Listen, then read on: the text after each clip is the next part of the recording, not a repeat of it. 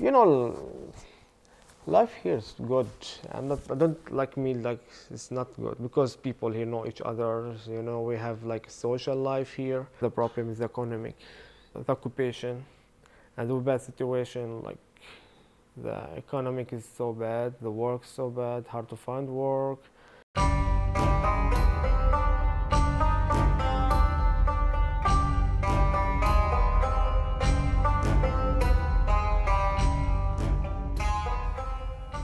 According to the Bible, here in Bethlehem is where Christianity began. While most of the West Bank has been majority Muslim for centuries, Bethlehem has always been a major population center for Palestinian Christians. In 1947, 85% of Bethlehem was Christian.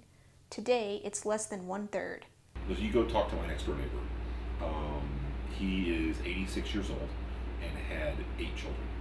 Okay, one of them lives here. When you speak to Christian, older Christian, couples, people in their late 70s, their 80s, that's the story you're going to hear.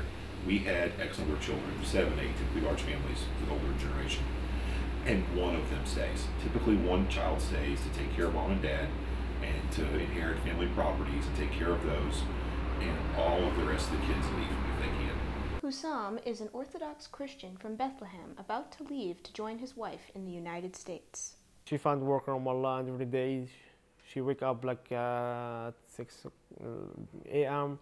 and she get ready, and then she go to Ramallah, and it depends on the road, if there's like traffic or not. And when she came back, she left like she finished work at 4 p.m. and it take 2 hours till she came here. She feel tired, yeah. She told me like to find work in Ramallah, but following the Second Intifada in 2000 and Israel's construction of the separation wall in 2004, tourism and commerce in Bethlehem has plummeted. Because in Bethlehem, Christians own a majority of the tourism sites, hotels, and shops, they have been severely affected by the drop in visitors to the area. Last summer's war made it worse. The Bethlehem area is basically based on tourism economically, and when it's good, it's actually pretty good. But if you know this part of the world, every year and a half, 2 years, 5, I don't know, whatever, it kind of comes and goes in waves. Like this summer with the conflict with Gaza.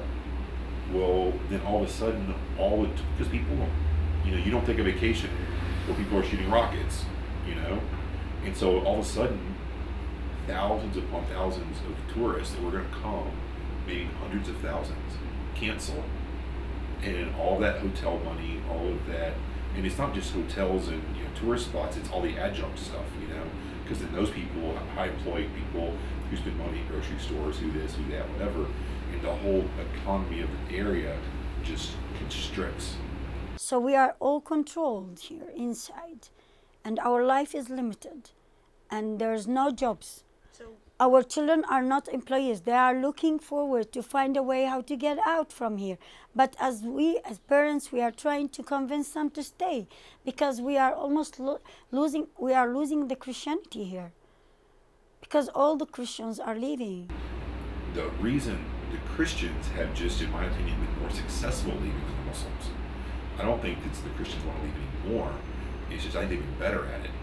So I think if you look back at history, going back 40, 50 years ago, that the Christians were a little more cosmopolitan. They're a little more based in cities and maybe a slightly better educational situation than the general population.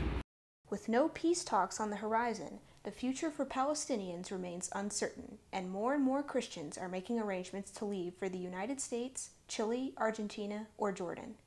like I feel hope, like to have work and to build my future, living with my wife, and what I'm dreaming like to do in my life.